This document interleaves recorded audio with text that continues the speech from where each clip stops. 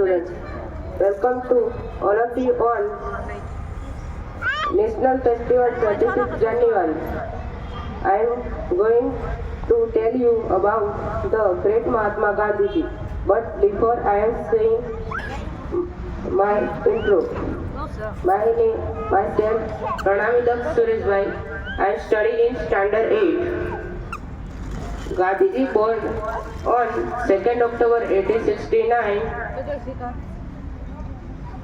26. in Porbandar, Gujarat. Gandhiji born on 2nd October 1869 in Porbandar of Gujarat. Gandhiji's father's name Karamchand and mother's name Putlibai. Gandhiji's wife's name Kasturba. Gandhiji fight against foreigners very bravely, and Mahatma become freedom India. Gandhiji is very great man. Thank you. Jai Hind, Jai Bharat.